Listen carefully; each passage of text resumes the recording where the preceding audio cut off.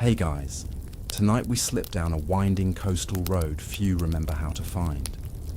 Your car hums softly over gravel as the last hints of civilization vanish in the rearview mirror.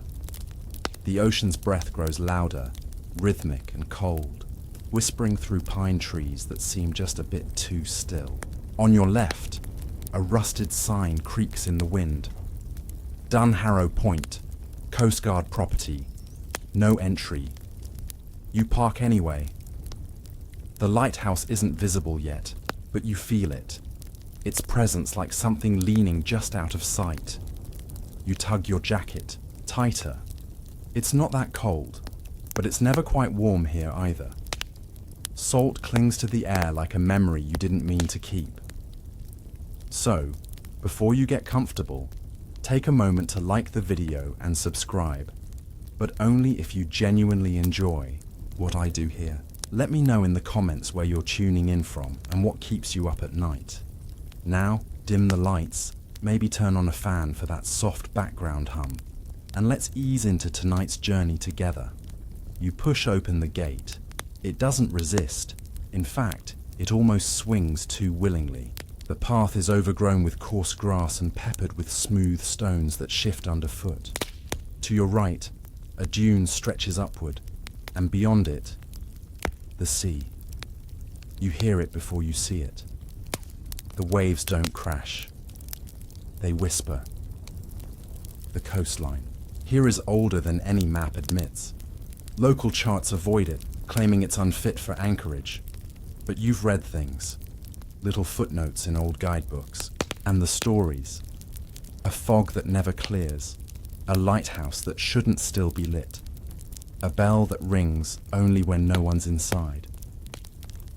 You pass an overturned rowboat, half buried in the sand. There's a child's mitten trapped beneath its edge, new, or at least not old enough to be brittle. The fingers point toward the bluff ahead, where the lighthouse finally comes into view. It's taller than you imagined and narrower. Its white paint peels like old bark, revealing charred planks beneath. A seabird screams somewhere above, circling wide and never landing. You pause at the base of the steps. From this distance, you swear you can hear the faintest ringing. High, metallic, far too soft to be the bell, but it's there. The front door hangs open, and that's the first warning. No lock, no scrape of rusted bolt, just that soft creak and a dark space beyond. Inside, it smells like brine and ashes. You step onto warped floorboards that groan softly beneath your weight, as if remembering someone heavier. Dust motes swirl in the slanted light from a shattered window. On the wall, a series of black and white photos tilt sideways. They all show the same room, the main chamber, the spiral stairs, the desk. But in each photo, there's something different. A shadow in one, a hand on the banister in another. You pass them, careful not to touch. In the corner, a table has collapsed inward like it gave up mid-conversation. But beside it sits a leather-bound logbook, unlocked, untouched by mold. The entries are dated, neatly written in black ink. They begin decades ago and stretch all the way to last week. You trace a line with your finger. June 12th. Bells rang at 2:17 a.m. Fog thick. Saw movement in the dunes. June 13th. Bells rang again. No wind. Thought I heard whispering below the stairs. June 14th. Slept during day. Bells rang twice. Something tried the door handle. June 15. Left the light off tonight. Still rang. No visitors logged. And then nothing, no signature, no farewell. Just a dry ink streak like someone was dragged away mid-sentence. You close the book carefully, but something nags at you. The dates. They're too recent. This place hasn't had an assigned keeper in over 20 years. The agency shut it down after budget cuts and reports of equipment interference. You remember reading that phrase exactly. sanitized and vague. Outside, the wind picks up. You step back out onto the porch. A cloudless dusk has arrived, cool and strangely pink. You glance up at the bell tower. The bell itself is still, but the rope dangles unnaturally, twitching ever so slightly, not from wind, but from tension, as if someone just pulled it from above. The gull returns, circling lower now. You think it's watching you, which is absurd, of course, but it turns, mid-air, and vanishes into the fog creeping back across the bluff. As it does, you hear something else. Not a scream, not even a moan, a sigh. Not yours. You step back inside.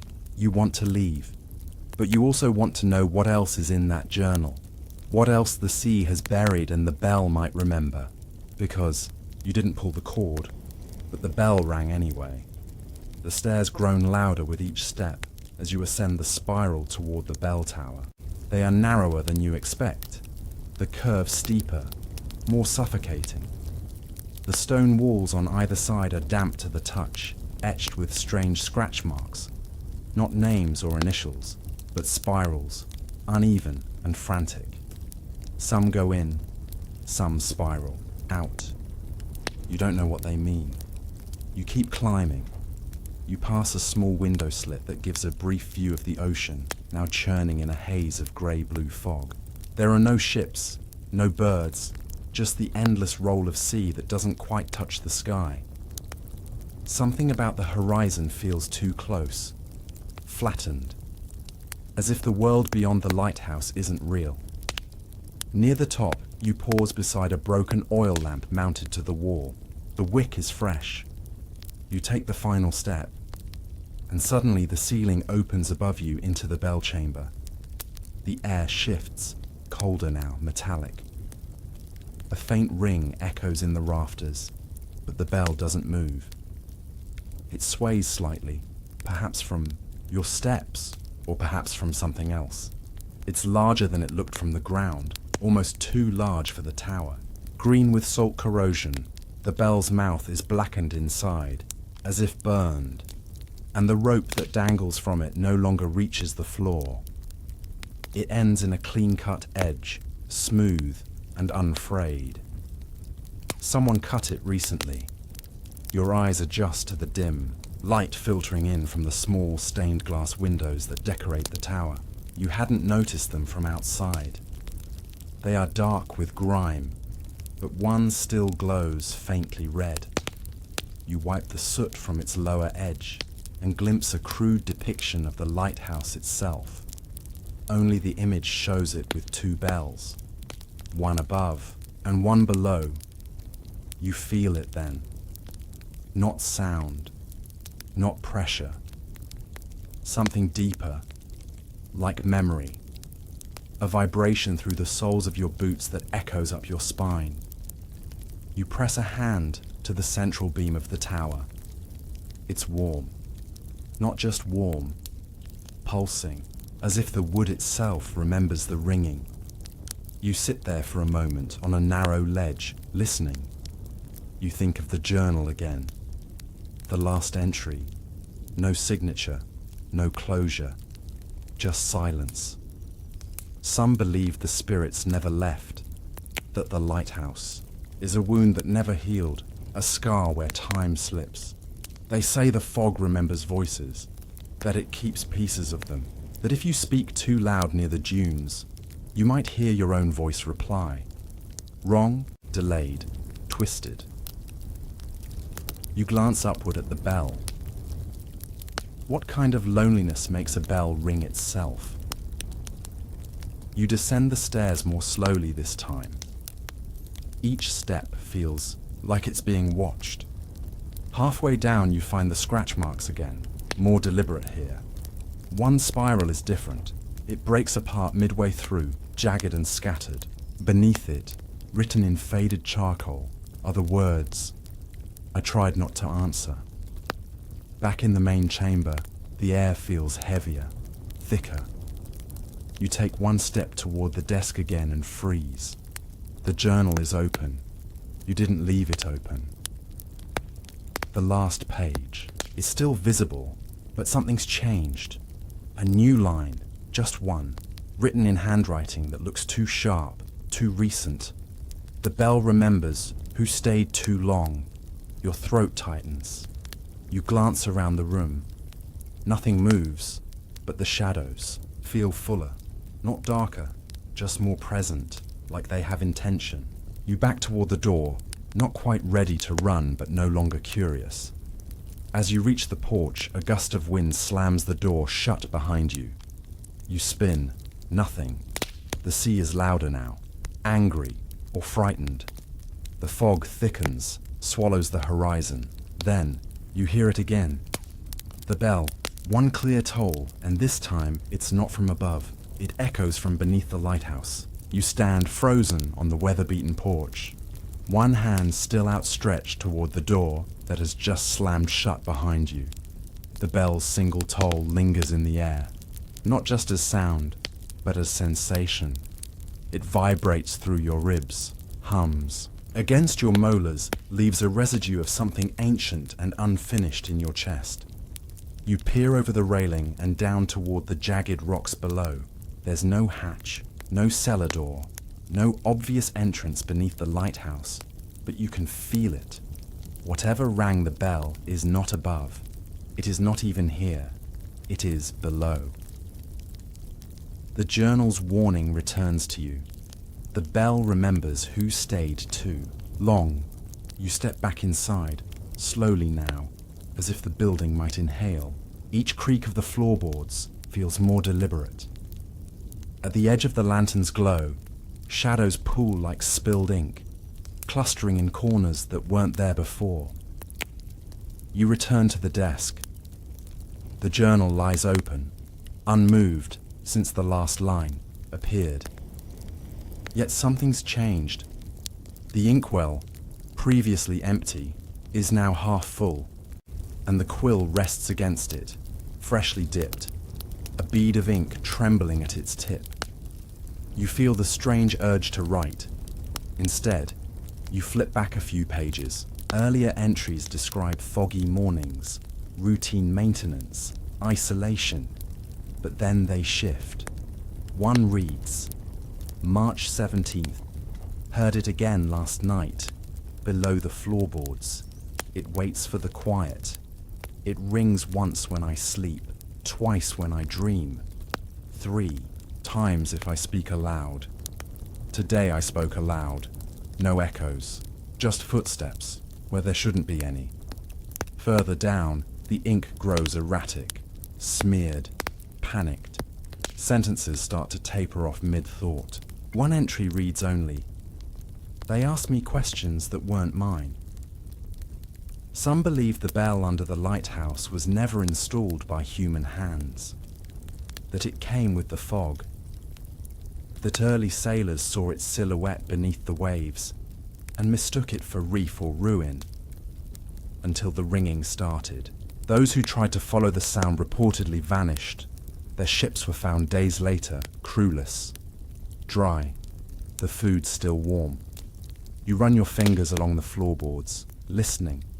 You're not sure what you expect. A creak, a vibration, a whisper. But then you feel a draft. Cold, steady, rising between 2 narrow planks near the hearth. You pry one up. It reveals not earth, not stone, but stairs. Old, spiraling downward, carved directly into bedrock. There should not be stairs. You hesitate at the threshold, peering into the dark spiral. No breeze should flow upward from below, and yet it does, smelling not of mold or decay, but salt, brine, and something else, metallic, rusted memory, like old bells and forgotten nails. The lantern in your hand flickers as if in warning. You descend. Each step downward feels colder, but not empty. The walls pulse with the same warm thrum you felt near the bell upstairs. You pass. Strange carvings, primitive shapes that mimic sound, waves, spirals, concentric circles with jagged notches. At one bend, you spot a mural. A crude figure with its hands over its ears, standing beneath a bell that touches the earth. There's something written beside it. Do not answer the ringing. You descend further, and the stairwell widens. Suddenly, you are in a cavern. The space is impossibly large, too vast to exist beneath such a narrow structure. Stalactites drip slow tears into shallow pools. The walls shimmer with wet moss and veins of some pale, luminous ore. At the far end, raised, like an altar, stands a second bell, smaller than the one above, but darker. No rope connects it. No clapper hangs inside, and yet it tolls. A single, soft ring. Not from sound, but from thought. You feel it, rather than hear it. There are no footsteps, no breeze, but you are not alone. Figures line the walls, unmoving silhouettes, draped in old lighthouse keeper garb, faces covered by thick veils of netting, hands clasped as if in prayer. None look toward you, but all are turned toward the bell. You move closer. One figure twitches. Some believe the bell beneath was carved from stone that predates the sea, that it was never meant to ring, that each toll wakes something older, something not dead, not quite asleep, but dreaming in layers, shifting beneath us. You stop a few feet from the altar. You feel your name, not spoken, but pulled, drawn into the air like breath in reverse. And the bell, though still, knows you. You turn to leave. Behind you, the veiled figures stand unchanged, except, for one, it now faces you. You stagger backward, your lantern shaking in your hand, its light casting wild arcs across the cavern walls. The figure now facing you doesn't move, not a twitch, not a breath, but the shift in posture is unmistakable. It sees you, or more precisely, it acknowledges you, as if some ancient mechanism has registered your arrival and tilted a dial from waiting to watching. You don't know which is worse.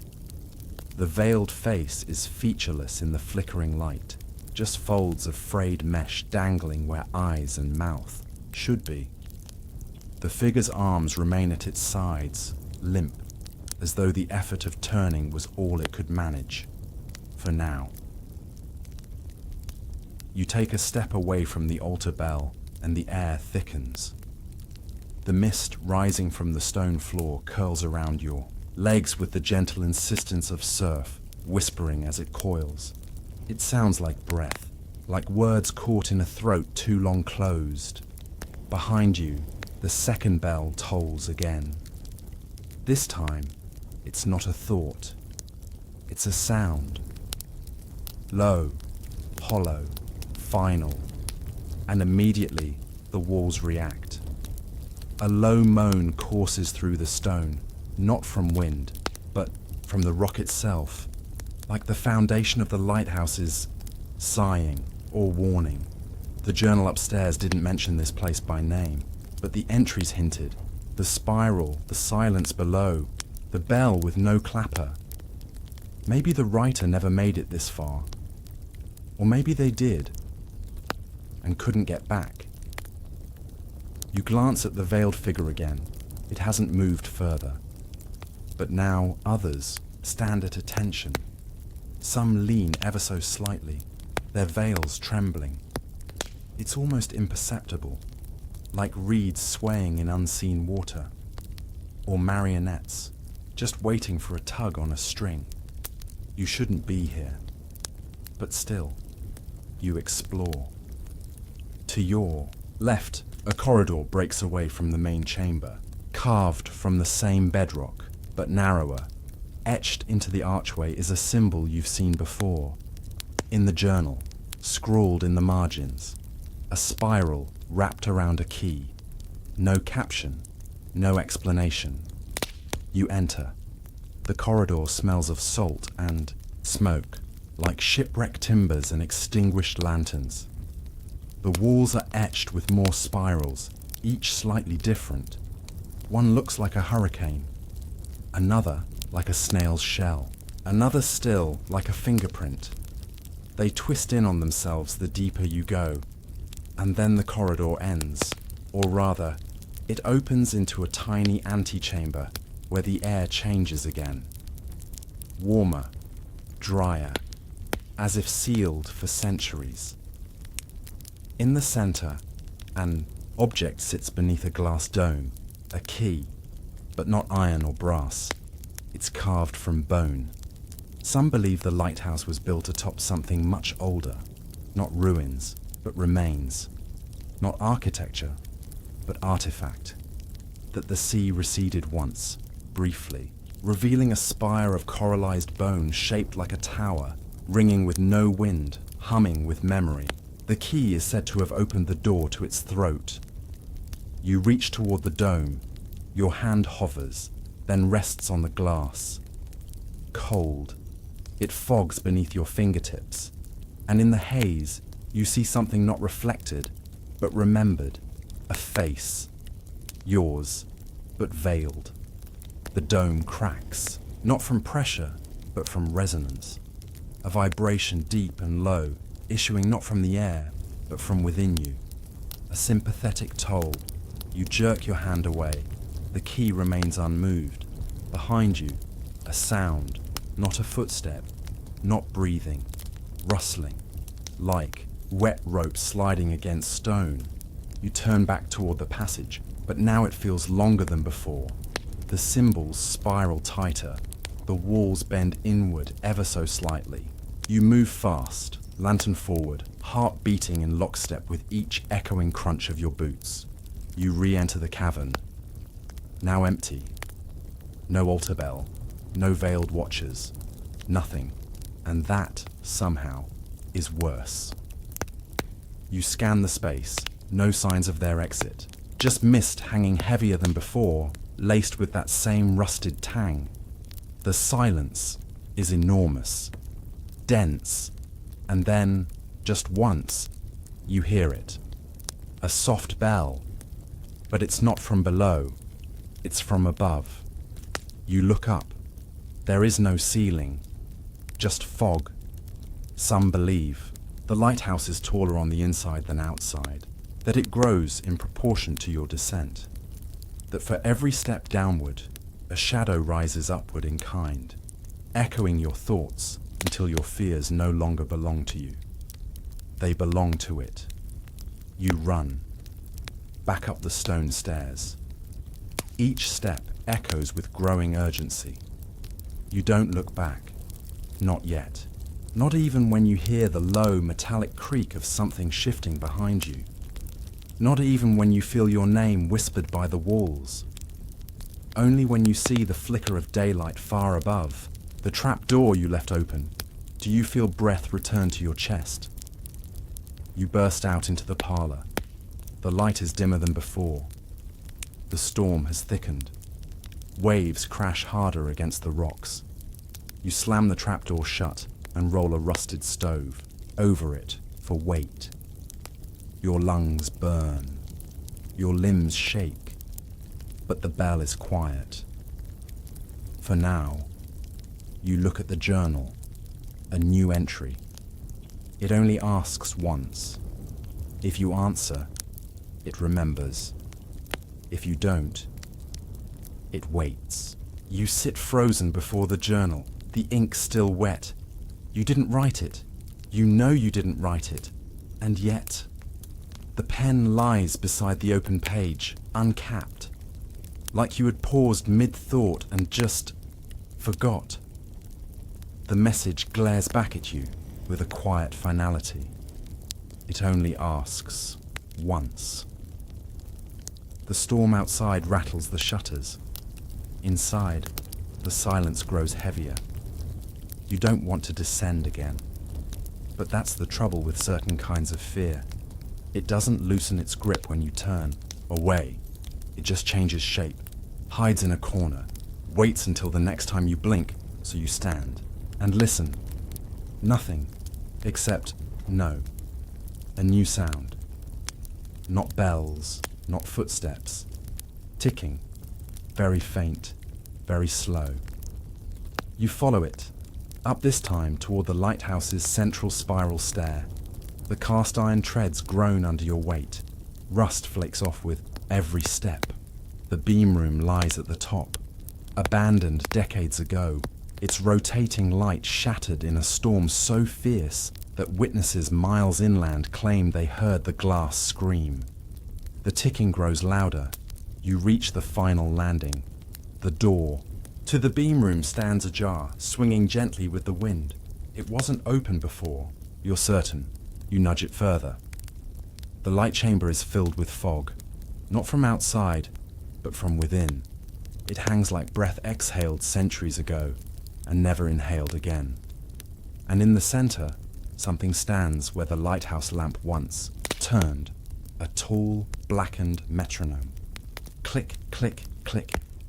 It swings with no source of power, its base crusted with salt. Where the needle once pointed, a carved bell now dangles, a miniature version of the altar bell below. You approach slowly. Some believe the lighthouse once kept more than time, that it measured dread, counted echoes, archived silence. This metronome was not for music. It was for memory. Your reflection in its brass side is distorted, elongated. Your mouth seems to move a split second before you do. Click, click, click.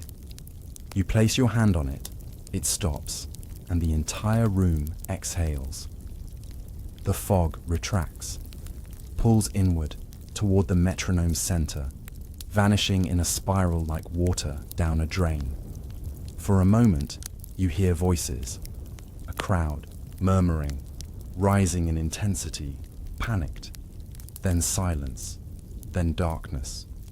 Only the red blink of the emergency lamp remains. And then, a new reflection appears. Behind you. You turn. Nothing there. But the temperature has dropped. Your breath fogs in front of your lips. The door is now closed. You didn't close it. Click. The metronome starts again. Click. But you're no longer in the beam room. Somehow, impossibly, you're in the parlor again. And this time, the journal is gone. The clock on the wall ticks backward. Your footsteps echo before you move. You reach for the doorknob to the kitchen. It's locked. You try the windows, nailed shut. You speak aloud, just to hear your voice. But what comes out is a sentence you didn't mean to say. The sea rang once, then drowned us all. You press your hand to your chest. Your heartbeat is steady, but it's not yours. It's too slow, too deliberate, as if your body is keeping pace with something else, something older, and then, just as you're about to scream, comes the knock from inside the trapdoor. 3 slow raps, not with a fist, with metal, like a bell's tongue or a key. You freeze.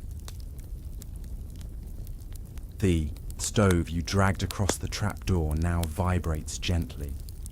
You watch it shift, half an inch, then another. The air begins to warp with tension, as though reality has grown taut, stretched thin by pressure building from below. The trapdoor inches, open. You back away slowly, step by step, never looking away.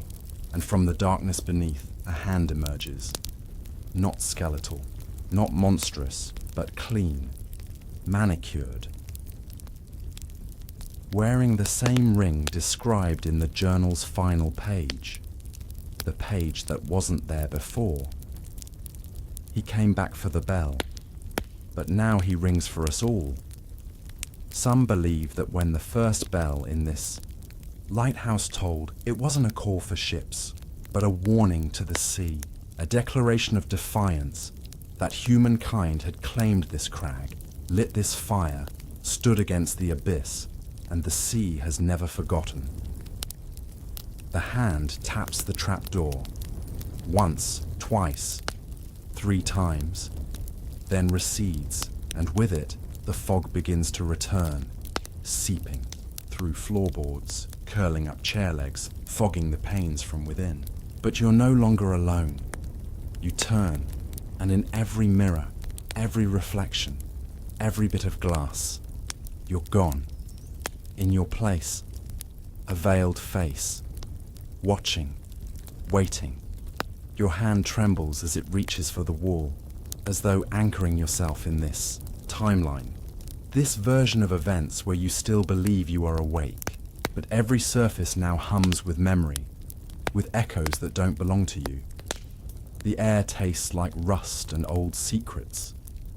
The trapdoor is still ajar behind you, but the hand has vanished. The fog, though, it thickens, slowly, lovingly, wrapping the parlor in a gauze of memory and rot. You try the front door, still locked, still no key, but something has changed. The walls are rearranged.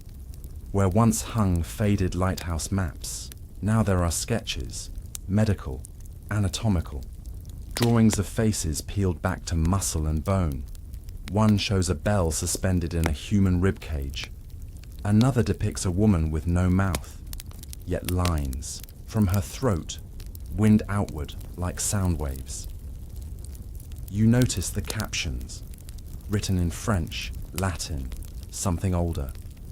You can't read them, but you can feel them. Some believe the lighthouse keeper was once a doctor, banished from the mainland for his experiments in sound, that he believed echoes could extract memory, that reverberation could preserve identity long after the body faded, a theory that perhaps still walks these halls. Your ears start to ring, not painfully, but insistently, as though a tone is rising. Just beneath the floorboards, you cover your ears. It gets louder. Then, silence. Utter. The kind of silence that makes your heartbeat sound like shouting.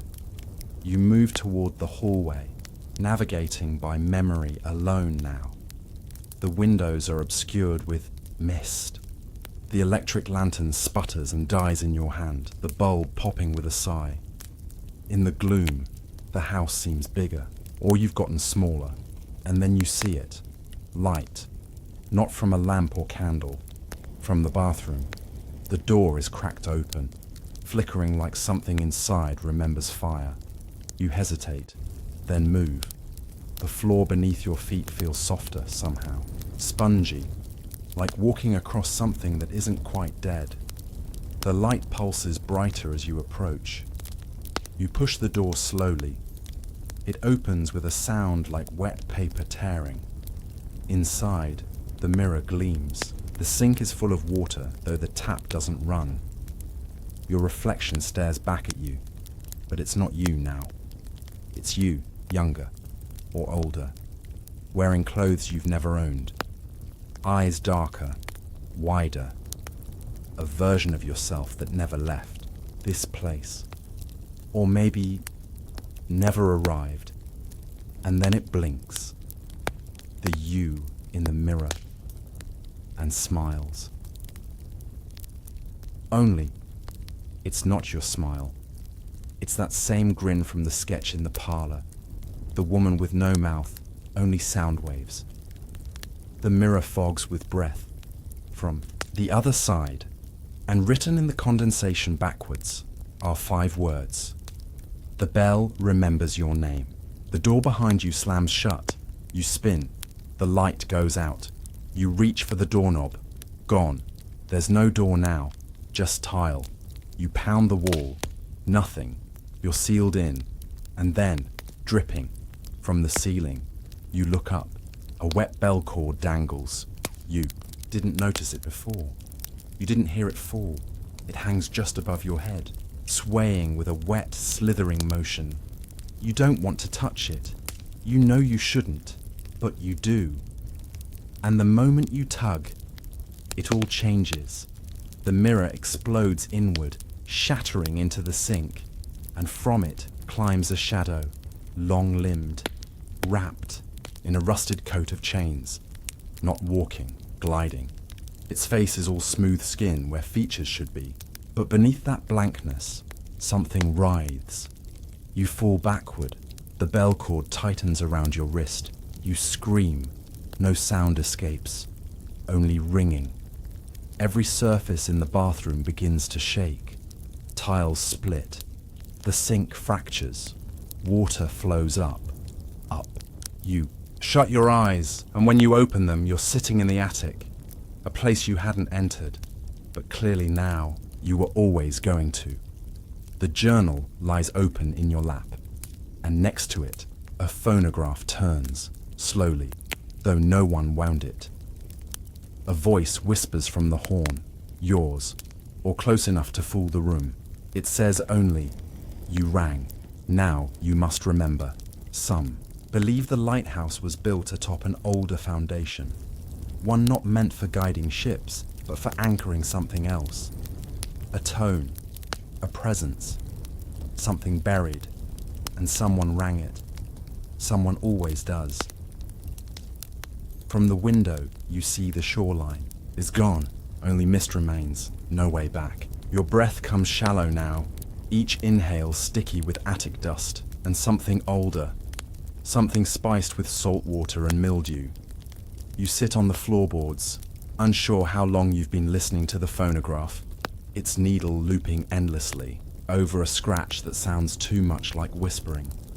You press a trembling finger against the spinning record.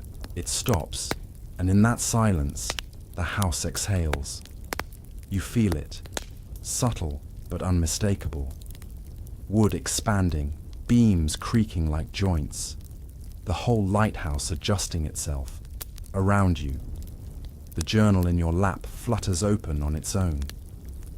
Pages you don't remember turning shift beneath your gaze, inked in a different hand now. Not neat script, no. These are jagged entries, written in bursts, mid-thought. Some words crossed out, some underlined with violent red strokes. The bell only rings for the forgotten. He has no face but always watches. She still sings through the pipes. You don't remember writing any of it, but you do, don't you? Some believe the original keeper, first assigned to this lighthouse after it was decommissioned in the 1920s, never actually left. Official records show a transfer, a pension, a quiet death inland. But the guest book tells another story. 10 years of entries, all in the same hand, signed with a name that was redacted from every public ledger. The same hand that now marks the journal on your lap. And that name is yours. You rise, knees popping. The attic has windows, but the outside is only white now. Fog, endless and thick as plaster.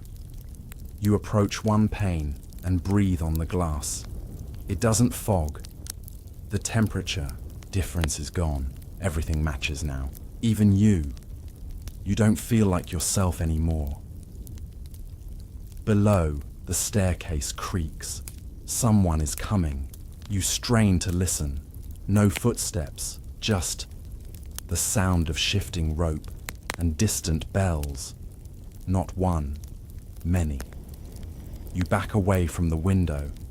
Then something taps it.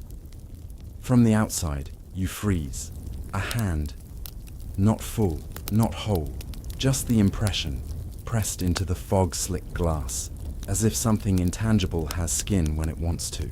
The hand slides down, slowly, as though drawing a curtain between worlds. You descend. Each stair feels taller, steeper, like walking down memory, not wood. Your fingers brush the wall for balance and find carvings you didn't notice before. Names, dates, phrases. Not a house, a trap. Don't ring, don't speak, don't echo. and then one you do remember carving. Years ago, perhaps, in a dream or another life. I was the bell. Your foot lands on a rug that wasn't there before. You're in the study. The fireplace roars, though you lit no match. The flames are green, low, whispering in a language you nearly understand. A woman's voice hums from the hallway, off-key, timeless. Some believe the lighthouse was once used to store the bodies of shipwreck victims during winter months, the ground too frozen to bury them. The cellar, they say, wasn't always for coal. You move toward the melody, past bookshelves that bend under the weight of soaked paper. All the pages blur, text long bled out, except one. On a desk sits a single dry page, a letter addressed to you. It reads, "If you're reading this, the house is already inside you. You're not haunting it. It's remembering you. Ring the bell again and forget." You pocket the page. The humming grows louder. At the end of the hall, the kitchen waits. The doors open, inside candles flicker. Every chair is turned to face the table, and every plate holds a mirror. Cracked, but just enough to reflect back 1,000 versions of you. Laughing, weeping, mouthing words in reverse. The humming is coming from beneath the floorboards. Now and then, the bell rings, this time from above, the attic again, or the tower. You can't be sure, but the house shifts again. You feel it. A soft, almost affectionate groan through the wood. You're being invited upward, back to the highest room, back to where time doesn't move the same. You grip the railing. You start to climb. You count the steps. 32, 33, 34. The staircase spirals now. It wasn't like this before. The bell tolls again, once, twice. Each sound seems to burn away memory. You forget your age. You forget your name. You remember only the bell and the sound of someone saying, "It's your turn to ring." The air tightens as you ascend. Denser, not just with moisture or dust, but with pressure, like the very walls are listening now. You pause on the spiral, hands trembling on the cold iron railing. The metal pulses beneath your grip, like a heartbeat you're not sure belongs to you. 35, 36, 30, 7. You reach the landing. The hatch above yawns open like a jaw, waiting. Moonlight spills in, but it's wrong. More silver than white, casting no shadows. Just soft shapes that breathe when you look too long. You enter the tower chamber, and you remember. Not everything, but something. There should be no bell here. The old records claimed it was removed after the decommission. Shipped off to a museum. A quiet retirement, like the rest of the building. But the bell is here. It always has been. Tall, blackened with age, strung with salt-corroded rope. The bell hangs in the center of the room like a suspended wound. You circle it, careful not to step on the chalk ring that surrounds its base. The symbols within that ring shift slightly as your eyes try to focus. A script not meant to be read, only remembered. You touch your temple. It throbs. You've seen these before. Somewhere beneath your skin. Some believe the bell was cast from metal reclaimed from wrecked ships, each one sunk by a storm that had no source. There's a legend from the locals, whispered through locked doors, that the lighthouse's original bell could call the dead back if rung 3 times, at midnight, on the longest night of the year. You glance at the broken clock beside the window. Midnight. And tonight, the solstice. You don't remember planning this, but you're here. You're always here. From the corner of the tower, something moves. You freeze. A shape in the darkness, Too tall to be human, but not unnatural. Not anymore. It watches without eyes, leans without breath, and beckons without motion. You recognize it. The bell's shadow. Your own shadow. Both. Neither. It leans into your mind and places a memory there. A boy who rang the bell to bring back his mother. A girl who whispered to the sea and heard her own voice answer. A keeper who forgot what he was keeping out. You take the rope. It's slick. Warm. Once. The bell tolls, low and long. The chamber shivers. Twice. A wind howls through the walls, though. No windows open. The flame in the lamp gutters, then turns blue. 3 times. The sound echoes and doesn't end. It loops, twists, curls back down the tower like smoke, and from below. Footsteps. No, not footsteps. Too many. Too soft. Hands. You descend in a trance, guided not by memory but by invitation. At the bottom of the stairs, the house is changed again. The walls are covered in photographs, not framed, just pinned with rusted nails. Each photo blurry, water damaged, but one detail always sharp. Eyes. Every person is staring at the camera, their mouths hidden, their expressions unreadable. You see yourself among them. You blink. Your eyes in the photo blink back. You stagger into the hall. The humming is gone now, replaced by soft static, like an untuned radio. You follow it to the sitting room and find a radio you've never seen before. Wooden, 1940s, still working, still warm. It whispers a frequency you don't know, but your bones do. A voice cuts through, not speaking, not singing, just breathing, and it says, not a lighthouse, a lung, not a bell, a heart, not echoes, memories. Some believe the house was never built to guide ships, that its foundation rests on older stone, a burial ground, a sacred circle, or something older still. The maps disagree, but the compasses don't work here. And the tide never matches the moon. You close your eyes, and you see the ocean, not from outside, but from beneath. A tower rising, inverted, from the seabed. And in its depths, you, reaching upward, toward your own reflection. You open your eyes. You're standing before the bell again. The rope swings. You didn't pull it. The house inhales. You feel it swell around you. One last thing remains. Below the tower, past the kitchen, past the cellar door you haven't dared to open, there's another space. A place no blueprint shows, but it's always been there, where the bell was made, and something's waiting. You step toward it. The bell tolls, once more, of its own accord, and behind you all the windows shut at once. The cellar door opens without resistance. You don't remember turning the knob. You don't remember walking here, but your hand is on the frame, and your feet are already on the first step down. It smells like seawater and iron. You descend slowly, one creaking plank at a time, into a cold that isn't just temperature, it's memory. Time folds around you like damp wool, and every breath you take feels borrowed.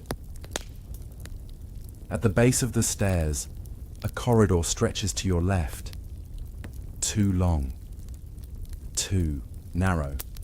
You reach out to the wall for balance, and your hand brushes something soft. Fabric. A sleeve. But there's no one there. Some believe the cellar was built over an older structure, predating the lighthouse by centuries.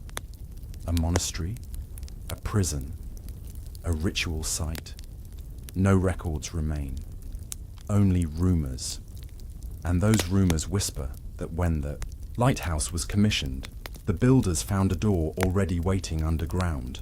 They sealed it, then they forgot it, or said they did. You move forward. The walls here are closer. They sweat. Shapes hang from the ceiling. Tools, perhaps. Lanterns. But they sway when you pass, as though moved by breath alone. You don't. Look up. The corridor ends at another door. This one is made of stone. A carved arch frames it, covered in salt-blistered runes and symbols scraped by nails. Some are Latin, others older, some not language at all. You press your hand to the center. It responds. Stone grinds against stone, and the door groans open. Inside is a round chamber. No furnishings, no light, yet you can see. The floor is etched in, circles, concentric and overlapping, like ripple marks in ash. The walls are covered in writing, not painted, etched by fingers, and at the far end, a table, upon it, a bell, smaller than the one above, made of bone.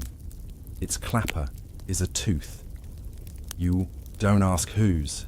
Some believe the bell was never meant to ring for the living, that each toll marks not a signal, but a seal, a warding, an ancient pact. And that 3 rings, it breaks the seal. You feel it in your teeth. A pressure, like altitude but deeper. Your ears hum. From behind the wall, something taps, not knocks. Taps. You approach the bone bell, hand outstretched. The moment your skin brushes the ivory rim, a sound erupts. Not a chime, but a chorus. Distant voices, all whispering your name in different dialects. Some of them are not human tongues. You fall to your knees. Visions assault you. Storms that never reached shore. Faces pressed to glass, screaming silently. A child in a lighthouse, waiting for a parent that never returned. A keeper lost to time, writing his own name over and over in the margins of his logs, until it no longer made sense. You look down. You're holding the bone bell. Your mouth is open. Your voice is not your own. We rang it for rescue, but something else arrived. The chamber trembles. Not an earthquake, something older. The very foundation. Shifting. You stand. Above you, the echo of footsteps. A single set. Coming down the tower stairs. But you're alone. You should be alone. You hide the bell inside your coat pocket, though you don't remember putting on a coat. The steps get closer. You reach the stairwell and begin to climb, not up toward safety, but up toward confrontation. The air coils around you like rope. Halfway up, you hear your name again. Not spoken, breathed. The light above flickers, and then silence. You reach the top. The keeper's quarters are empty, but the bell above sways gently. You didn't touch it. No, wind enters the tower. Still, the rope swings. Still, the sound builds. It isn't ringing anymore. It's calling, and the call is getting closer. You stand frozen at the top of the tower. The bell, massive, tarnished, ancient, sways with deliberate rhythm. Not the rhythm of wind or storm, the rhythm of purpose, a cadence older than the lighthouse itself. You don't cover your ears. You can't. The sound bypasses your body, goes straight to your bones, your blood, your memory.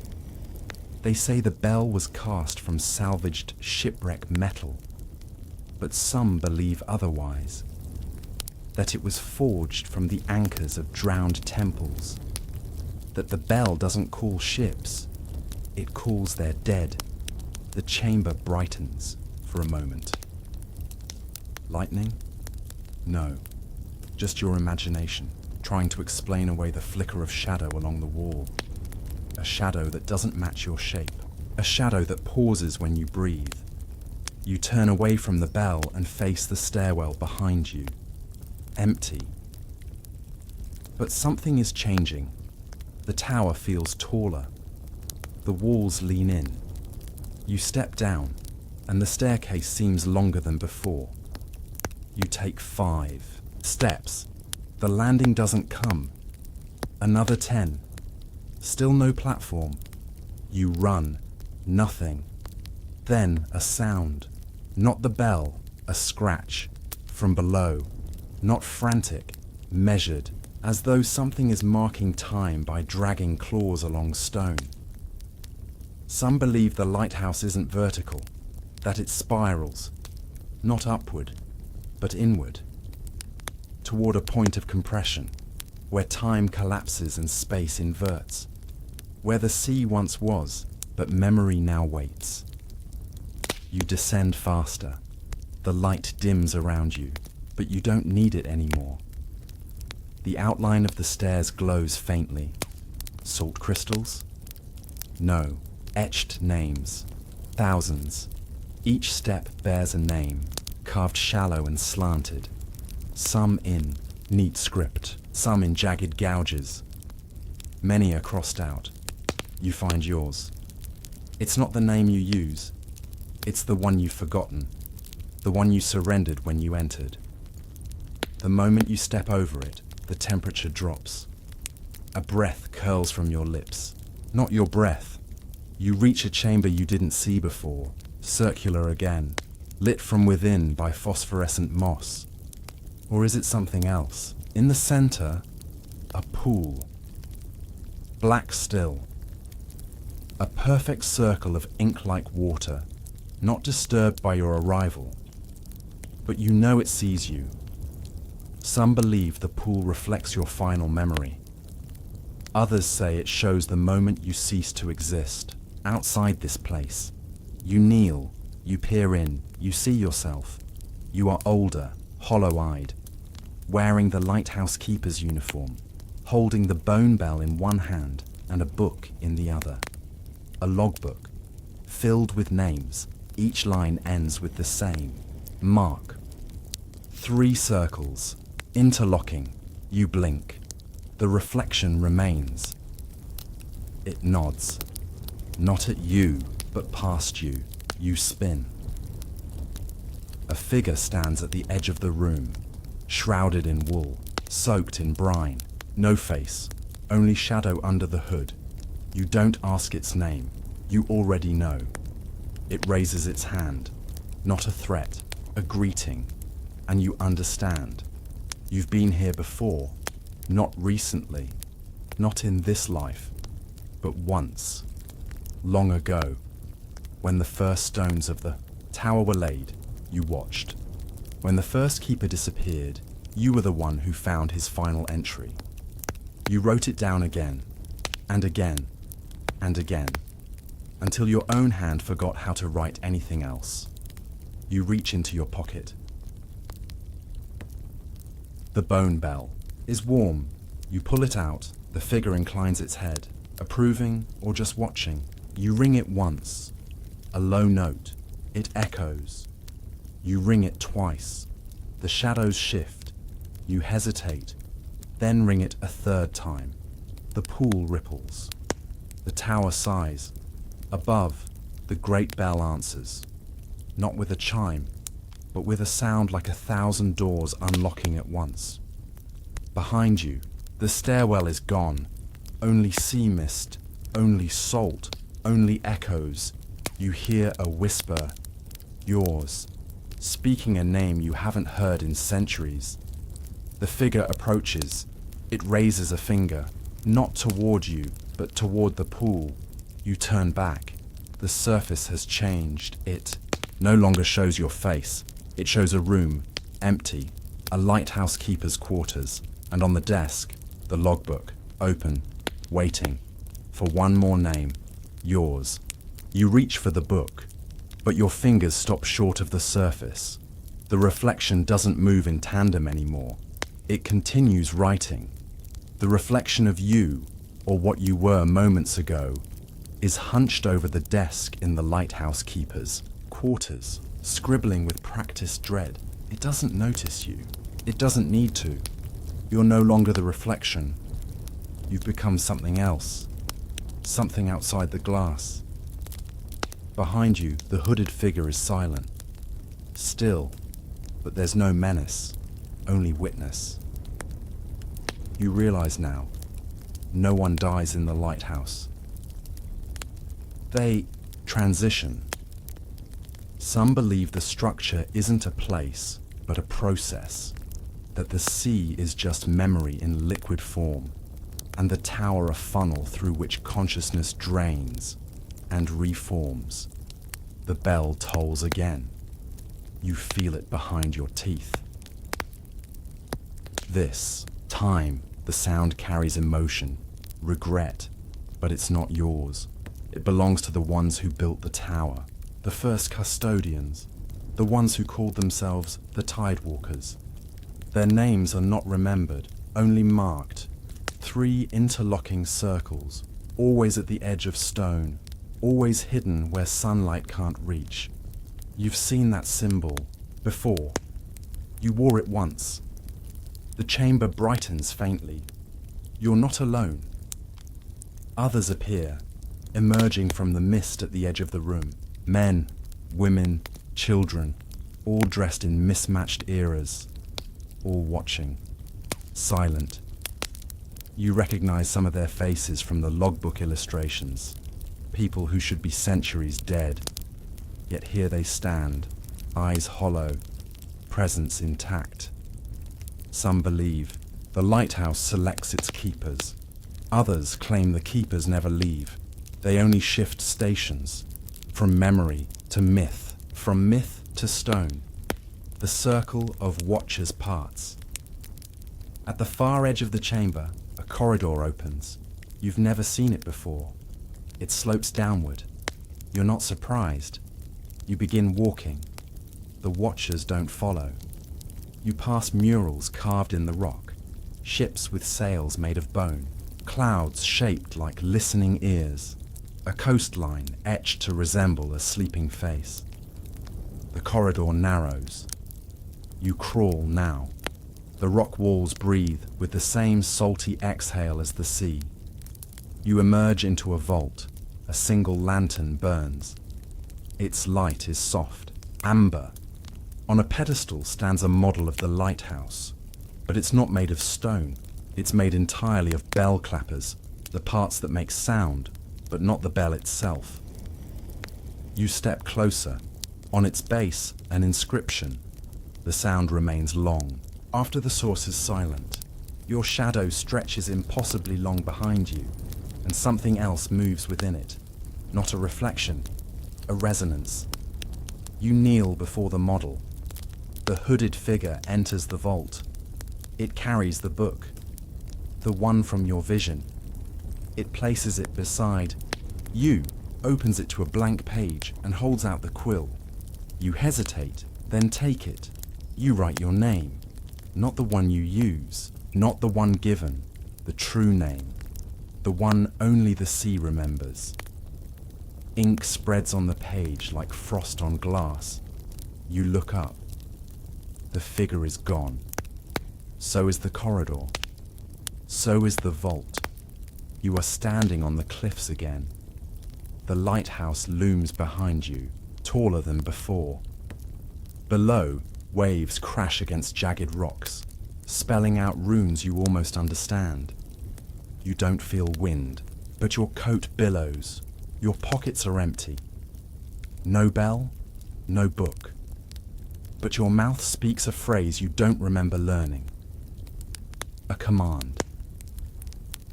The lighthouse beacon ignites, not with light, but sound. A low, droning hum. You turn, and in the glass of the tower's window, you see the next visitor. Climbing, looking for answers. Just like you did. You wonder how long it will take for them to hear the bell. You don't remember descending the stairs. Yet, here you are again, in the winding spiral of the lighthouse, each step echoing like a question asked too often. The air has changed. It's quieter now, not the absence of sound, but the compression of it, as if noise is being pulled inward, condensed into something denser, heavier. The walls breathe with salt and shadow. Some believe this level of the tower was built first, that the foundation predates even the sea around it. There are no records to support that. Only speculation, only whispers. And those whispers, well, they're getting louder. You pause by a circular alcove, carved directly into the stone. Inside, a dozen bell ropes hang, frayed at the ends, swaying gently despite the stillness of the air. Each rope is labeled with a brass plaque. Storm warning, keeper lost, silent arrival, final toll. Your fingers brush one marked echo recovery. The rope snaps forward and coils softly around your wrist. You don't pull away. It lets go. The moment is gone. You move upward, higher. The stair shifts as you climb. What was once a tight, utilitarian corridor now becomes ornate. Arches widen. Carvings appear. Motifs of sirens with sealed mouths. Ships drawn backward into caves. Bells without tongues. You blink, and one carving moves slightly. Not a lot. Just enough. Some believe the tower mimics its visitors. It reshapes itself like wax around memory. The more you recall, the stranger it becomes. As if remembering is a kind of architectural sin. You think about the villagers again. The ones who vanished. Not all at once, but over decades. First the fisherman, then the bell maker, then the woman who catalogued the dreams of others. Every night, for 15 years, until her ink dried up and she followed her husband into the sea. No records of death, only departures. Some say they built a mirror tower beneath the sea, one that rings back when this one rings out, and when no. One is home, that's when the bells are loudest. You reach a landing. The door here is not locked, but it feels as though it should be. Inside, the bell chamber, not a room, a cathedral, far taller than the structure allows, a spatial impossibility. The walls are ribs, the ceiling, a vault of mirrored bells, each one pulsing faintly like lungs in a state of mourning. At the center, the prime bell, 6 meters tall, cast in blackened brass, etched with a language that predates grammar. Its surface ripples, slightly like water held in tension. No clapper, no sound, but you hear it anyway, a low vibration at the base of your spine, a hum in your molars. Some believe the bell was never meant to be rung, only heard by those ready to become sound. You step forward. Your hand extends. You don't want it to, but it does. And the moment your palm touches that surface, it rings. Not out loud, not even in your ears. It rings through you. Memories you never made explode like glass inside your skull. A child sketching storm maps in a room without windows. A handprint on the bells inside. Yours, but smaller. Bells ringing in reverse. A mother's lullaby that ends before the first word. A name scratched into the stone and erased as it's written. You fall, not physically. The room remains still, but your mind is somewhere else, drifting, ringing, returning. Some believe time in the lighthouse loops. Others insist it doesn't, that it spirals, slowly collapsing inwards, pulling all keepers into the center like a song without end. The vibration fades. You blink, you're still in the bell chamber. But the prime bell, gone. Only a faint ring-shaped. Burn remains on the floor where it stood. You're holding something. A key. Its teeth resemble musical notes. The bow is etched with the phrase, "Strike only when unstruck." It pulses once in your hand. A distant bell answers from below. You look down through the open center of the chamber. A black spiral staircase descends into shadow. You didn't see it before, but it's been there the whole time. You begin your descent, and this time, the bells follow. You descend into the dark. Each step you take makes no sound now, not because the stone is soft, but because sound here is swallowed. The staircase winds down and down, coiling like something ancient that's been asleep for centuries. The walls around you are slick with condensation, but your hand doesn't come away wet. It comes away cool, like touching glass that remembers winter. Every few turns, you pass small niches carved into the walls. Inside each niche, a bell. All identical, all motionless, all facing you. Some believe this staircase predates the rest of the tower, that it was once a mine shaft, repurposed not to extract ore, but silence. A well for memory, where unwanted sounds were buried, like bones. You pause at the 17th bell. It's cracked slightly near the rim. You reach toward it. Not to ring, to understand. And for the briefest moment, you feel what the bell once heard. A voice, yours, but not yours. Older, weary, saying a name you've never said before and won't remember when this moment ends. The key in your hand warms. The key remembers. You keep descending. Now the air grows warmer, not comforting, stagnant, heavy with something unspoken, and far below, a sound begins to rise. At first it's like a hum, a vibration under your ribs, then it becomes something mechanical. Clink, clink, clink. Chains. You pause and realize the sound isn't coming from below, it's behind you. You turn. No one is there. But the bell niches are now empty, every one of them. You descend faster. Now the stone grows rougher, less cut, more organic, like the tunnel isn't made so much as grown. Roots press through cracks. Some twitch slightly as you pass. At last, you reach the bottom, or what you think is the bottom. It's a cavern, wider than the lighthouse above could ever contain. In its center, a second bell chamber, but this one's inverted, suspended upside down from the ceiling like the fossil of some great insect.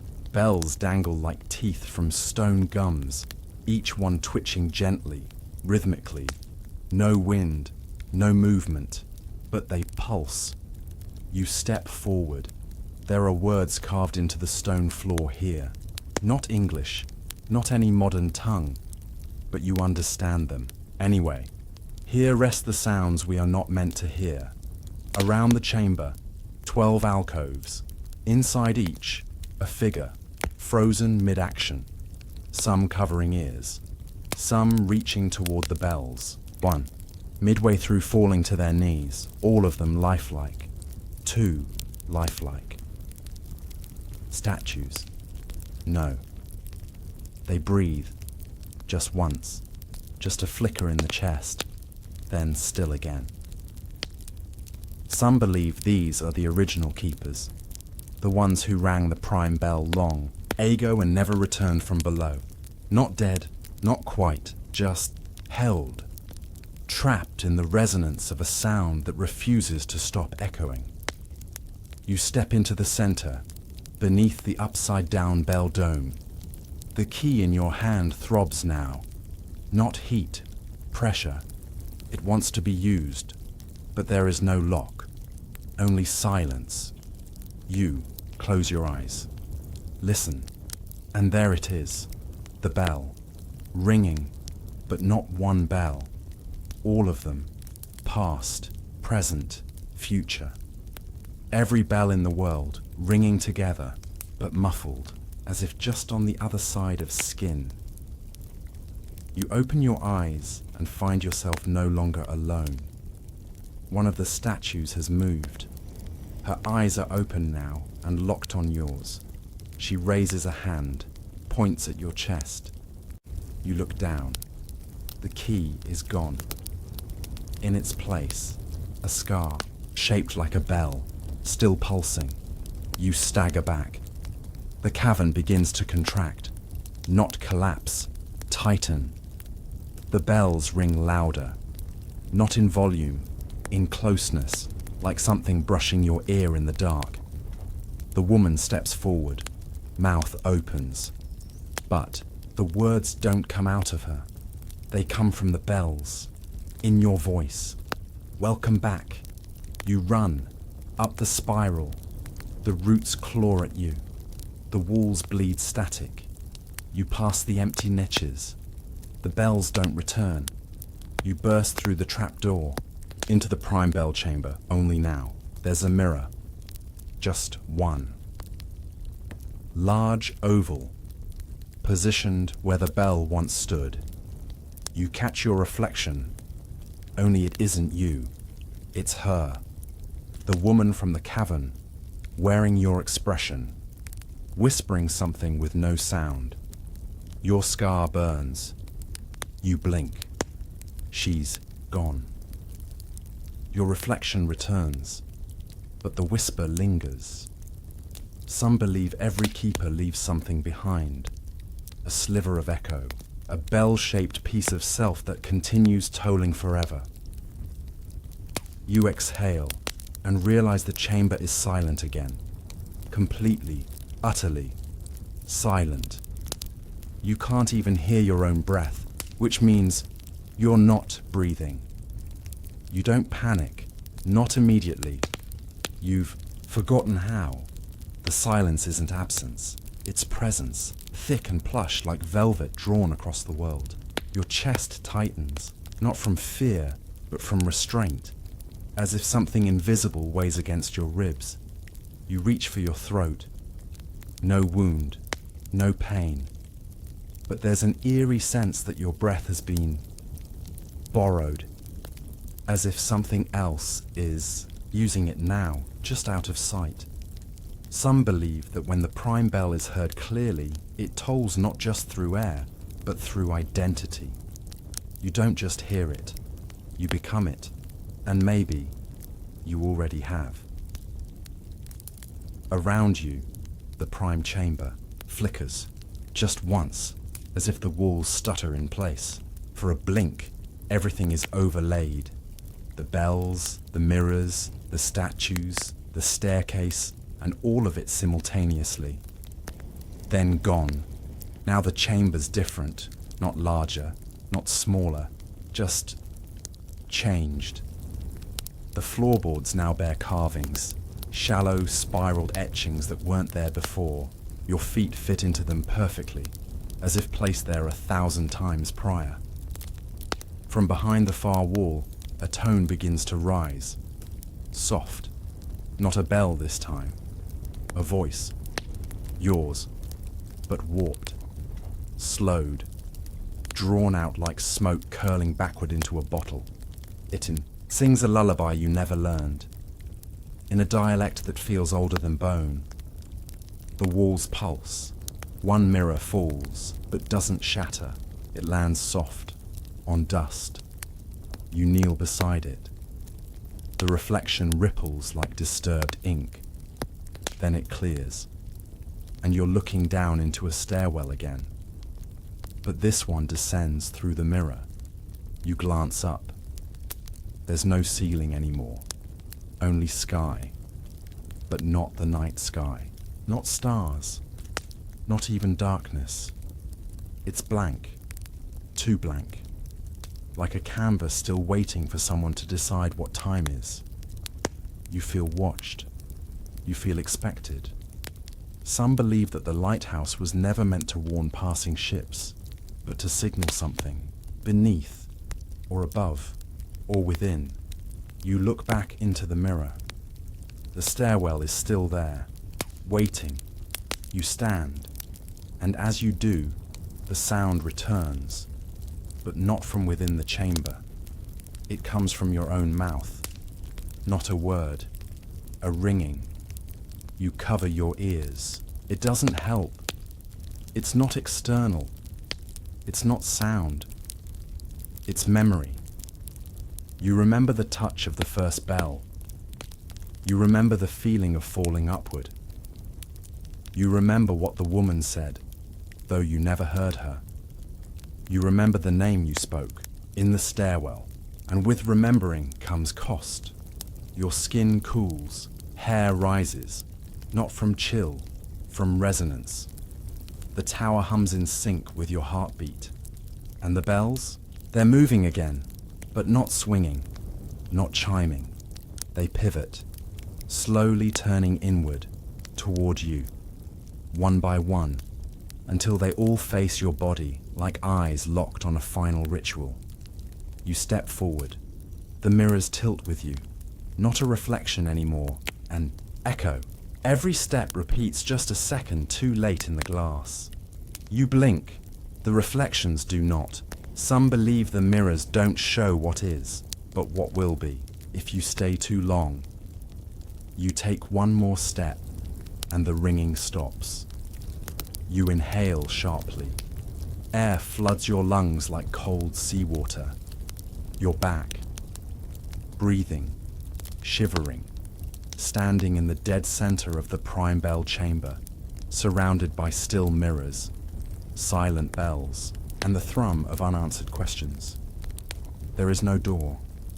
There is no trapdoor, just stone and silence, until the final bell tolls. Once, just once. Low, deep, internal.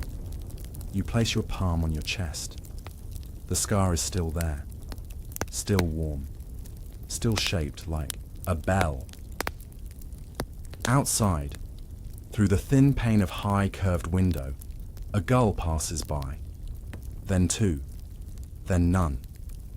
The world resumes, or pretends to. But inside you, the bell keeps ringing, and somewhere, far below, something listens. There's no decision left to make. You're already walking. Down the spiral that wasn't there a moment ago, but feels ancient beneath your steps. The stairs are slick with salt, though the sea is nowhere near. The air thickens with each descent, as if pressure is folding inward, layering like old paper, too fragile to unroll. A single lantern burns ahead, but it gives no heat.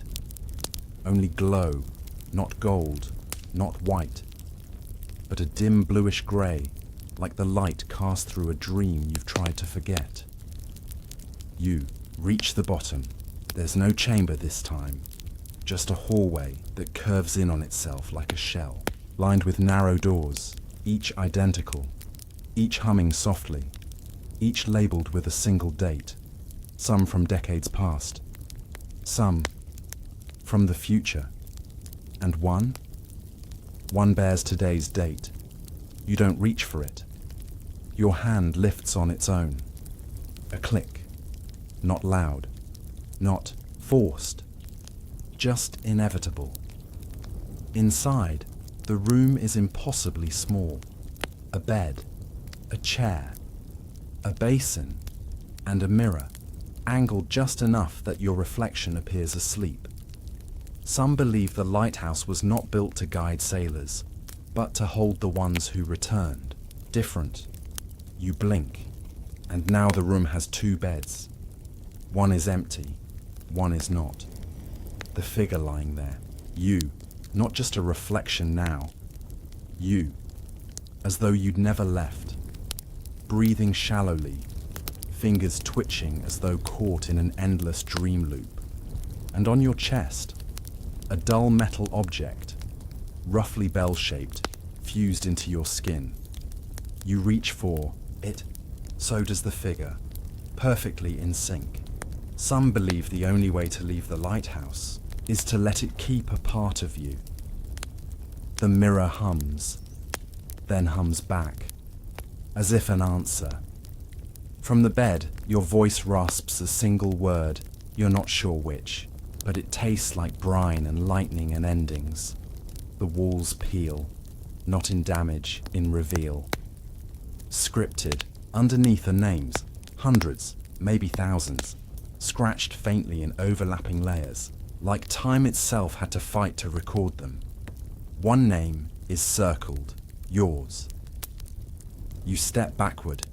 The mirror follows, or rather, what's behind the mirror follows. A door, plain, modern, steel, and behind it, the sound of waves. Not crashing, pacing, like something, waiting for you to open it so it can stop pretending. You grip the handle. You don't turn it. You just stand there, because some believe. The bells don't ring when no one's home. They ring when something comes back with you. A presence flits across your periphery. Not hostile, not friendly, just curious. It hums a tune you almost recognize. The hallway flickers again. And now there's no door. Only corridor. Only bells. Only sea. Only memory. Some believe the lighthouse didn't trap people. It preserved them. You exhale. The sound is unfamiliar, like a voice you never used before. And in the distance, for the first time all night, you hear footsteps, not yours, not even human, just next. And as the lights go out one by one behind you, you realize you're not walking anymore. You're being remembered.